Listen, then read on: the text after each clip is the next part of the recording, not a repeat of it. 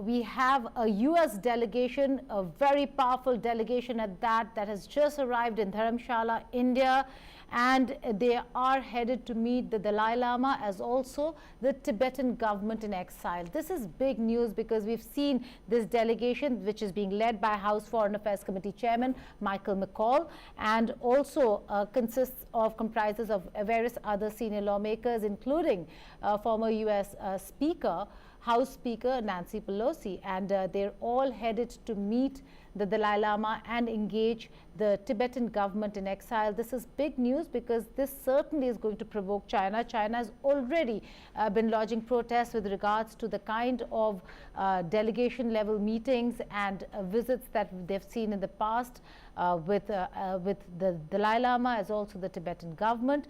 There is an entire proposal, a bill in the US House, which basically talks about as it gets closer to enhance American support for Tibet. Now that's very important.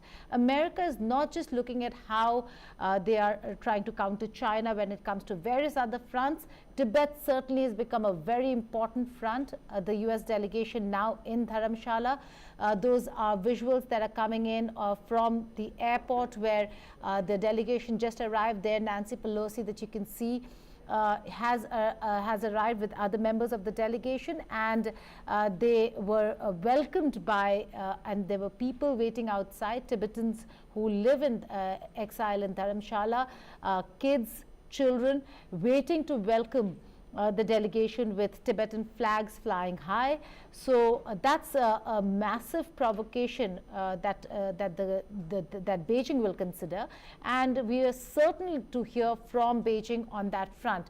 This is the big news that's coming in. Those are visuals of Tibetans waiting outside. Again, they welcomed the delegation. The delegation did speak with them. We'll just play out that bite for you, and we will be joined by the spokesperson of the Tibetan government in exile in just a while from now.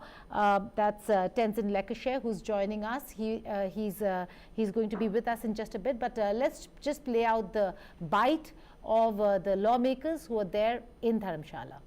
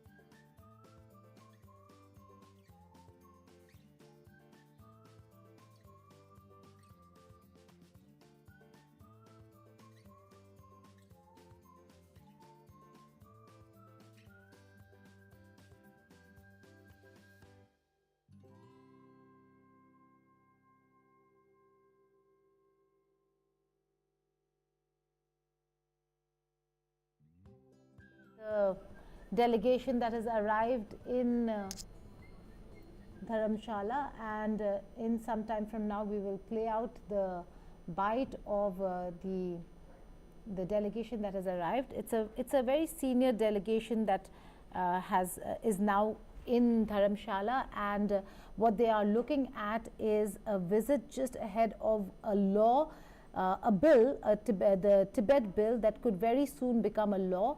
And what it does is enhance American support for Tibet. The delegation led by Michael McCaul is in Dharamshala. They will be interacting with the representatives of Central Tibetan Administration, that is the Tibetan government in exile. Now CTA does believe that a significant meeting will highlight the bipartisan US support for Tibetan autonomy, and it does promote dialogue between the American administration as also the Tibetan government in exile to further the cause of autonomy for Tibet. We will have to wait and see whether if that really would amount to more engagement between the Chinese government and Dalai Lama's envoys. But certainly this visit might not go down very well with Beijing at a time, and Beijing considers all that they're seeing in and around the South China Sea, in Southeast Asia, in India, as also now in Dharamshala to do with Tibet, as provocation by the West. The West and East divide widening only further. Xi Jinping certainly is not somebody who's going to take this very, very lightly. The Dalai Lama has been living in India since 1959, when he fled Tibet after facing persecution by the Chinese. And while the Dalai Lama chooses now a middle way approach rather than absolute and complete freedom, looking at autonomy, greater autonomy for Tibet, we will have to wait and see how how China under Xi Jinping, a more aggressive Xi Jinping who is not willing to engage or get engage or give up on land at all, how he will be looking at this. But before that, again, the delegation is in Dharamshala, and I'm being joined by Tenzin Lekashe, who is the spokesperson of the Tibetan government in exile. Mr. Lekashe, thank you so much for joining us here on India Today Global.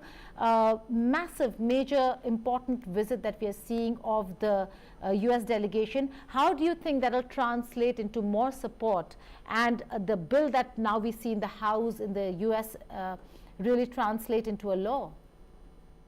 Yes, Geeta, thank you so much. And this is the very important moment for us, considering the fact that the high-level congressional delegation is visiting Dharamshala for 2 days.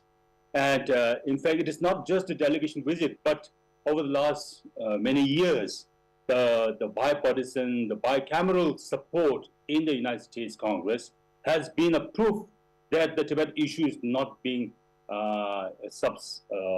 highlighted. In fact, this is a very important moment for us, that the Tibet issue is very much alive, and there is this big support coming from the United States, and especially with the visit of the congressional delegation headed by the head of the House Foreign Affairs Committee, and also the former Speaker Nancy Pelosi. Right. How do you see this really play out in Beijing? Because anything that happens, any engagement that happens with His Holiness the Dalai Lama and with your government is seen as provocation. Are we expecting lodging of protests by the Chinese embassy here? Chinese will always be critical, whatever we do. But this moment, they need to reflect themselves by thinking that what they have done so far for Tibet, since the Chinese occupation, which they claimed as liberation, but it's a clear bloody occupation. So since then, they didn't even look into the aspirations of Tibetan people. So therefore, this is the moment for China to reflect themselves by saying what they have done so far inside Tibet. And there is a clear understanding that the Tibet issue remains critical more than ever before right now. Right, and these supports are welcomed, and these supports very much makes China to think about what they are doing inside Tibet. Right. Before I come to the middle way approach of His Holiness the Dalai Lama, Mr. Lekashe, if you could tell us what the day would look like. The delegation is here. They are also going to call upon the Dalai Lama, but also engage the administration, the government in exile. What does that really entail? See, we have long-standing relations with the United States. The people of the United States and the Congress and the government has been supportive for so long. So this, I think, is very symbolic, not just for the cause of Tibet, but for the well-being of the entire humanity. So therefore, when you look at the Sino-Tibetan conflict, it is not just the issue of Tibet and the Tibetan people. So therefore, if the global leaders understands that the Tibet issue is not just a Tibetan issue, then it will make a better thing for the Tibetan cause, and it'll make the Chinese leaders aware that that there is something wrong inside Tibet. So this, I think, gives a kind of space for the Chinese to reflect themselves that there is many things which are wrongdoing and critical.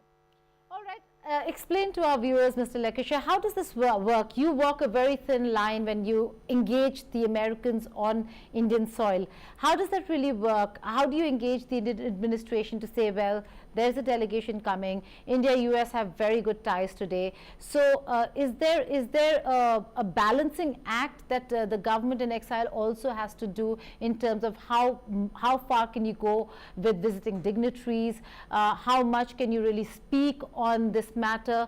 How does it work because you're on Indian soil? See, when you look at Tibet issue and when you look at the global phenomena, the world is changing, and as of now, or after pandemic, the world has different views about China, and taking the considerations of the bring of friendship between India and United States, and somehow when you look at Tibet issue, as I said before, it is not just the issue of Tibetan people, so it's a global issue. It is not just what China has been saying that it's internal issue. So therefore, I think the support, the galvanizing of supports, right, and momentums which is being going on right now is going the right trend where the China need to acknowledge, right. So the ball is on the Chinese court, right. So because we are seeking truth, and whatever we are asking for China through the middle way is not just for the sake of Tibetan people, it's a mutually beneficial solution, which we have proposed. So it is time for China to wake up and listen to, and then seek a dialogue with the representative of His Holiness. Okay, when you talk about the proposal and you're talking about His Holiness the Dalai Lama's envoy, the meetings or the engagement that you've had in the recent past, if you could just, for our viewers, tell us exactly what that really entails in terms of a proposal. What should Beijing be looking at? What does this really mean for Tibetans in Tibet and Tibetans in India? Over the last 6 decades, we do have a series of dialogues with China, but in 2010, there was a deadlock in the dialogue.